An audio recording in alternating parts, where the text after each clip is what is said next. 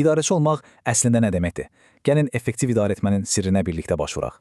Sizcə, yaxşı idarəçi bütün işləri özü görməlidir, yoxsa komandasını bir dirijor kimi idarə etməlidir? Ən böyük dəyişiklik, bilirsiniz, mütəxəssis olmaqdan çıxıb əsl liderə çevrilməkdir. Deməli, sizin əsas işiniz artıq nəsə etmək deyil, komandanız vasitəsilə nəticə əldə etməkdir. Yaxşı, bəs bir idarəçi əslində nə iş görür? Gəlin onun əsas vəzifələrinə baxaq. Bax, bu vəzifələr var ha, bunlar uğurlu idarə etmənin demək olar ki, təməlidir. Yəni işiniz artıq tək bir daşı tərpətmək yox, bütün oyun lövhəsini görməkdir. Hər böyük uğurun arxasında əla bir plan dayanır. Gəlin belə bir plan quraq.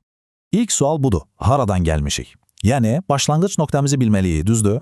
Sonra gəlin baxaq hazırda hardayıq. Real faktlarla, rəqəmlərlə vəziyyəti qiymətləndirək. Bəs hara getmək istəyirik? Getmək istədiyimiz yeri, o böyük hədəfi dəqiq müəyyən etməliyik. Yaxşı, bəs o hədəfə necə çatacağıq? Konkret strategiyalarımız, addımlarımız nələr olacaq? Bunun üçün bizə hansı resurslar lazımdır? İnsanlar, pul, texnologiya, hamısını düşünməliyik. Və ən vacibi, son tarix nə vaxtı prosesi izləmək üçün konkret vaxt çərçivəsi qoymalıyıq. Plan qurmaq bir şeydir, amma onu həyata keçirmək tamam başqa. Gəlin strategiyanı təşkil edək.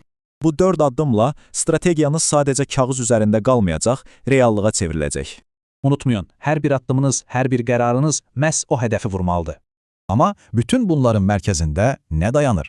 Əlbəttə ki, sizin komandanız. Komanda ilə ünsiyyətdə bu 4 qaydanı yadda saxlayın. Aydın, yığcam, sadə və birbaşa.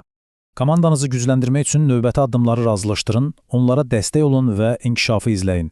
Peter Drucker demişkən, idarə etmənin əsas işi komandanı məhsuldar etməkdir. Bu qədər sadə. İndi isə bir anlıq düşünün, komandanızı daha məhsuldar etmək üçün sabah atacağınız ilk addım nədir?